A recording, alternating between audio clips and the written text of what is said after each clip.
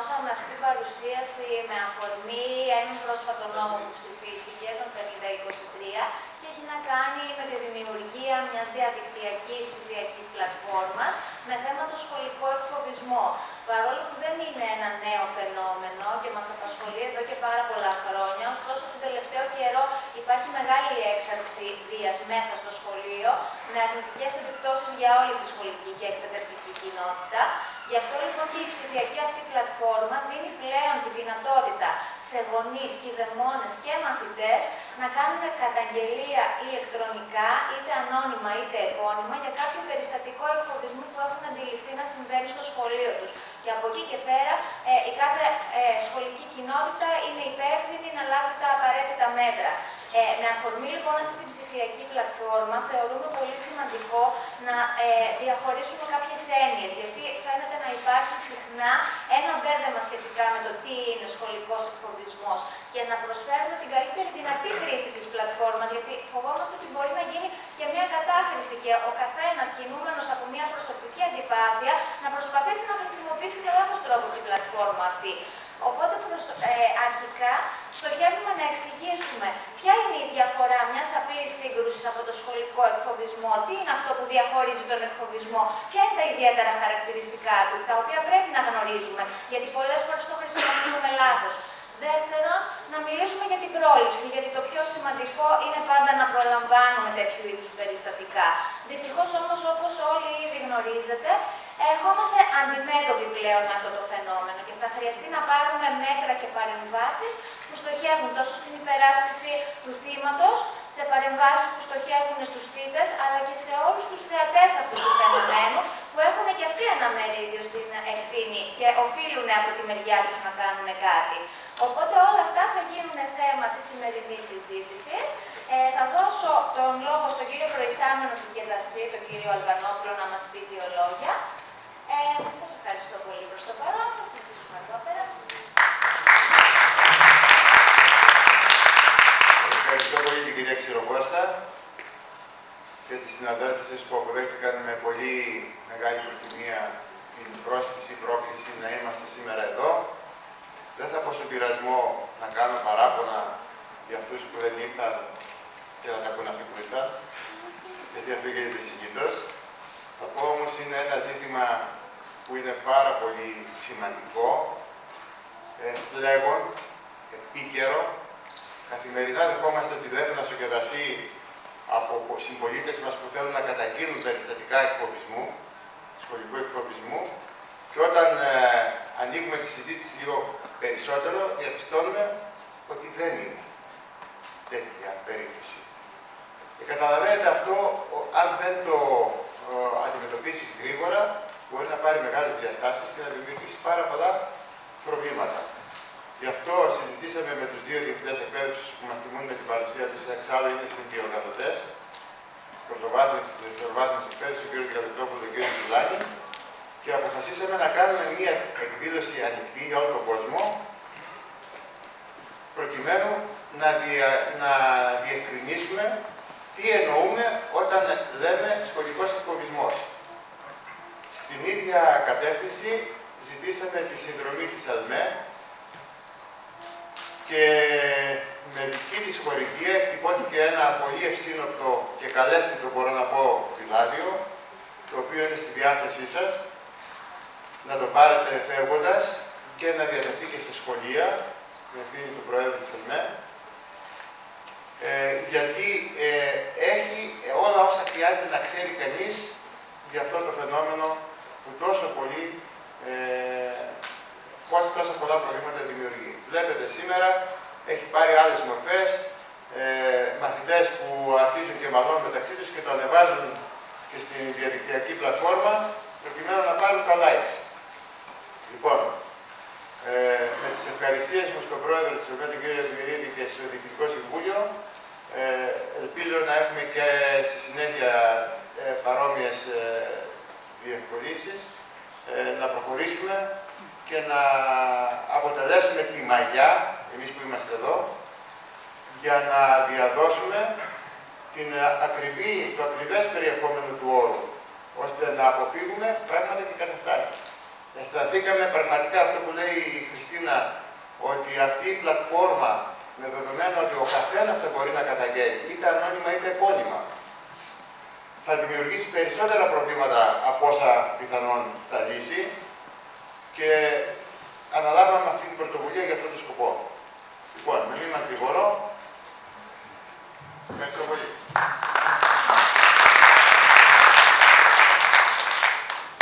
Λοιπόν, θα δώσουμε λιγάκι τώρα το λόγο στον Διευθυντή της Δευτεροβάθμιας, τον κύριο Κιουλάκη, τον Σπύρο, να μας κάνει έναν μικρό πρόλογο. Τον ευχαριστούμε κιόλας για την πολύτιμη παρουσία του. Παρακαλώ.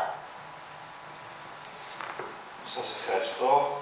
Χαίρομαι πραγματικά που έχω τη χαρά μέσα σε σύντομο χρονικό διάστημα να ευχαριστήσω, να συγχαρώ για μία ακόμη φορά το Κεδασί της Δράμας, που φέτος αναλαμβάνει μία ακόμη πολύ σημαντική πρωτοβουλία, την οποία όλοι νομίζω ότι την έχουμε ανάγκη.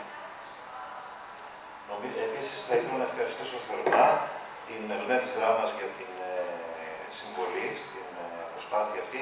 Είναι πολύ σημαντικό, πιστεύω, απέναντι σε τόσο σημαντικά ζητήματα να είμαστε όλοι ενωμένοι και ο καθένας από τη δική του πλευρά να κάνει ό,τι μπορεί το καλύτερο δυνατό για να αντιμετωπίζουμε αυτές τις καταστάσεις.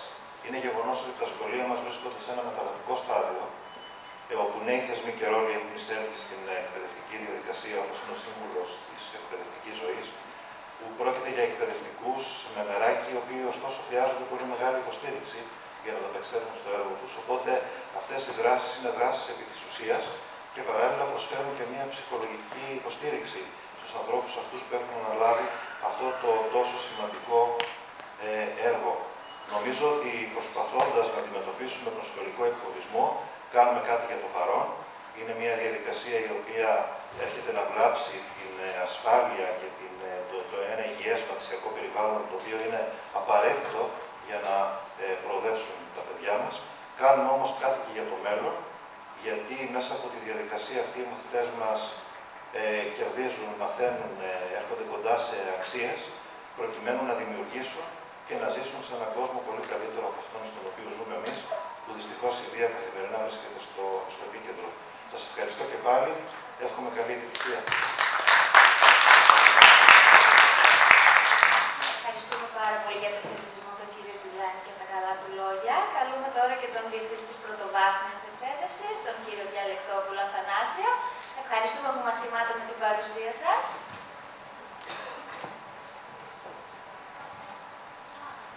Συγχαρητήρια στο Κεδασί Δράμας, στο πρόσωπο του κύριου Γιώργου Αλβανόπουλου, του παλιού συνεργάτη και φίλου, για την όμορφη αυτή πρωτοβουλία, να αναδείξουμε ένα θέμα το οποίο παίρνει το τελευταίο καιρό τεράστιες διαστάσεις.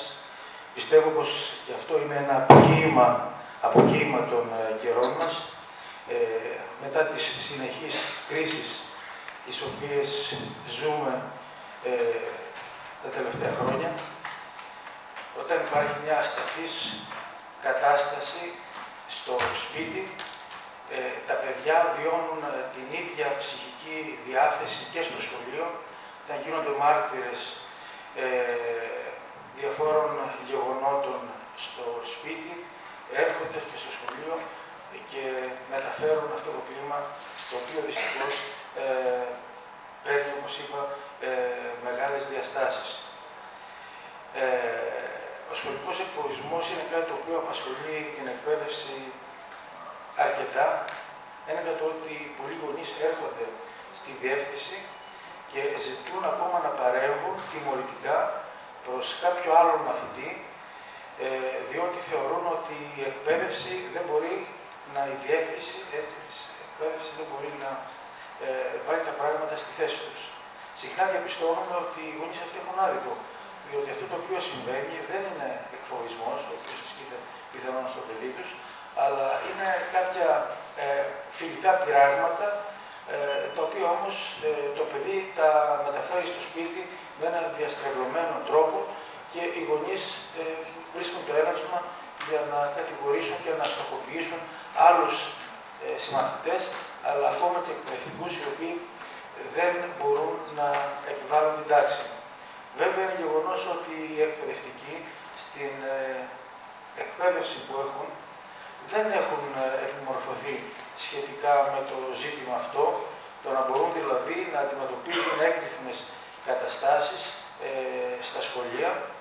Ωστόσο, εμείς οφείλουμε με τη βοήθεια των συμβούλων εκπαίδευσης να δημιουργήσουμε σχολές γονέων, οι γονείς να γνωρίζουν τα θέματα αυτά και τώρα με τη δημιουργία της πλατφόρμας αυτής θα πρέπει πλέον σίγουρα οι γονείς να γνωρίζουν πότε θα πρέπει να κάνουν μια καταγγελία, διότι, ξέρετε, κάνοντας κάποια καταγγελία μπορούν να δημιουργήσουν άλλα προβλήματα σε παιδιά, σε γονείς άλλων μαθητών που ουσιαστικά δεν ευθύνονται για τίποτα.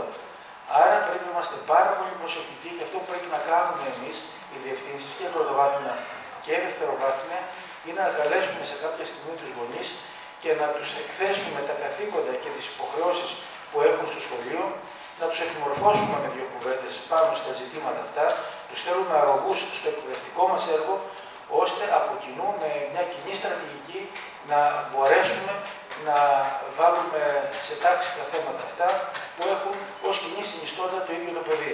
Όταν το πετύχουμε αυτό, ξέρουμε ότι με τον τρόπο αυτό θα βελτιστοποιήσουμε και την ποιότητα της παρεχόμενης εκπαίδευσης στο νομό μας. Σας ευχαριστώ πολύ και είμαι σίγουρος ότι απόψε θα ακουστούν πάρα πολύ όμορφα πράγματα.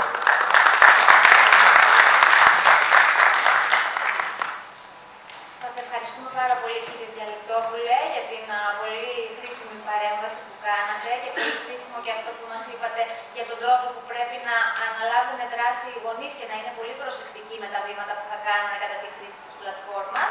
Να καλωσορίσουμε τώρα και τον κύριο Σαλπικδί Αλκιβιάδη, ο οποίος είναι σύμβουλος εκπαίδευσης πρωτοβάθμιας εκπαίδευσης και να πούμε ότι έχει πολύτιμες γνώσεις πάνω στο θέμα του σχολικού εκφοβισμού, καθώς έχει αναλάβει τη διοργάνωση πανελλαδικών συνεδρίων με το θέμα αυτό. Οπότε τον καλούμε να μας πει και αυτός δύο λόγια και τον ευχαριστούμε πολύ για την παρουσία του σήμερα. Παρακαλώ.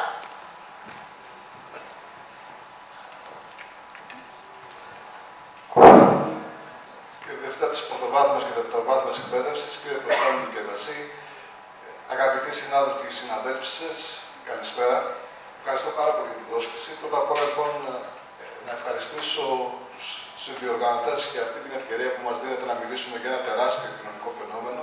Να τους συγχαρώ λοιπόν για αυτή τη μεγάλη προσπάθεια που κάνουν και αυτό που λέω πάντοτε είναι ότι εμείς εδώ στη Δράμα είναι ευλογία που έχουμε την υποστηρικτική δομή του Κεδασί που είναι πάντοτε κοντά μας. Το νιώθω και το πιστεύω, σε κάθε δύσκολη στιγμή είναι κοντά μας και μας δίνουν πολύτιμες γνώσεις. Το φαινόμενο του σχολικού εκφοβισμού, ή αλλιώς bullying όπως το συναντούμε με την διεθνή ορολογία, είναι ένα κοινωνικό πολυδιάστατο φαινόμενο, το οποίο λοιπόν εμφανίζεται με πάρα πολλές μορφές, θα μας τα ενημερώσουν σήμερα. Και εκείνο που είναι ότι έχει κυρίως λοιπόν μια κοινή συνισταμένη. Δηλαδή ότι προκαλεί πόνο, ταπείνωση, εξευτελισμό, πολλές φορές λοιπόν την πλευρά του θήτη στο θύμα. Υπάρχουν λοιπόν, πρέπει να είμαστε σε επαγρύπνηση γι' αυτό στις σχολικές μας μονάδες. Η αλήθεια είναι ότι σε κάθε σχολική μονάδα σήμερα συναντούμε παιδιά που έχουν λοιπόν λίγο αποκλίνουσες συμπεριφορές, όπου ίσως δημιουργώντας λοιπόν τις συμπεριφορές τους αυτές κάποια φαινόμενα κοινωνικής αναστάτωσης στο σχολείο μας, δημιουργούν μια σύγχυση σχετικά λοιπόν με το φαινόμενο του σχολικού εκφοβισμού. Οπότε λοιπόν οι γονείς με το δίκαιο τους παραπονιούνται, με το δίκαιο ή με το άδικο εντός εισαγωγικών, παραπονιούνται λοιπόν τι είναι σχολικός εκφοβισμός. Η ενημέρωση που θα γίνει σήμερα από το Κεδασί είναι πάρα πολύ σημαντική. Να αναφέρω μόνο εγώ ότι σχολικός εκφοβισμός υπάρχει. Ίσως να μην το ζούμε τόσο έντονα εμείς μέσα στον χώρο της εκπαίδευσης, αλλά το 2015 σε μία έρευνά του Υπουργείου Παιδείας, σε ένα δείγμα 37.000 εκπαιδευτικών της δευτεροβάθμιας εκπαίδευσης και 3.700 μαθητών της πρωτοβάθμιας εκπαίδευσης, τα αποτελέσματα που είχε δημοσιοποιήσει δεν είναι καθόλου ευχάριστα. Αναφέρει ότι το 29% των παιδιών έχουν δηλώσει ότι έχουν προκαλέσει bullying. Το 10% λοιπόν ότι έχουν υποστεί bullying, ενώ το 1/3 όλων των μαθητών της έρευνας λέει λοιπόν ότι είναι μπροστά σε περιστατικά τέτοιου σχολικού εκφοβισμού. Σε πανελλαδική έρευνα πάλι λοιπόν που είχε γίνει από το χαμόγελο του παιδιού, σε διαδικτυακή του ενημέρωση, αναφέρει λοιπόν ότι οι 6 στους 10 που είχαν ερωτηθεί στο δείγμα αναφέρουν λοιπόν ότι έχουν υποστεί bullying και οι 8 στους 10 ότι έχουν προκαλέσει και αυτοί bullying. Η Ελλάδα κατατάσσεται τέταρτη στο φαινόμενο του σχολικού εκφοβισμού ανάμεσα σε 41 χώρες. Άρα και λοιπόν θα πρέπει να είμαστε λίγο πιο ενημερωμένοι σε πρώτη φάση και αργότερα λοιπόν ίσως και πιο ευαισθητοποιημένοι. Βλέπω ότι έχει κάνει το Κεδασί εδώ πέρα ένα πάρα πολύ καλό ενημερωτικό υλικό, κύριε Κωστάνη, συγχαρητήρια και μόνο η παραγωγή του αυτή είναι πάρα πολύ σημαντική. Καλή επιτυχία στις εργασίες σας. Ευχαριστώ πολύ.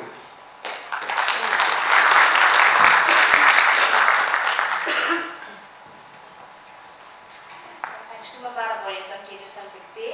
Μίλησαν οι στατιστικές, δεν είναι καθόλου ευχάριστα τα πράγματα για το θέμα του εκφοβισμού στην Ελλάδα και σκεφτείτε ότι υπάρχουν και πάρα πολλά περιστατικά τα οποία δεν καταγγέλλονται, γιατί το θύμα συνήθως νιώθει ντροπιασμένο, έχει τόσο χαμηλή αυτοεκτίμηση, νιώθει απομονωμένο, εξάλλου δεν το έχουν διαλέξει τυχαία για θύμα.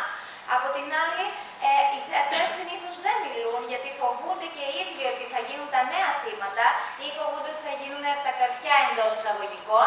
Οπότε πολλά περιστατικά αποσιωπούνται και όταν τελικά μαθαίνονται, οι συνέπειες είναι ήδη καταστροφικές για το άτομο που έχει υποστεί τον εκφοβισμό. Οπότε θα δώσω τώρα το λόγο στις εξαίρετες συναδέλφους, την κυρία Κυπριτσή και την κυρία Γεωργιάδου, και θα ξεκινήσουμε την παρουσίαση να μας εξηγήσουν καταρχήν τι είναι ο σχολικός εκφοβισμός και πώς θα το ξεχωρίσουμε από μια απλή σύγκρουση, ένα πείραγμα, μια διαμάχη που μπορεί να προκύψει μέσα σε μια τάξη, σε ένα σχολείο. Σας δίνω το λόγο κυρίες μου και σας ευχαριστούμε για όλα.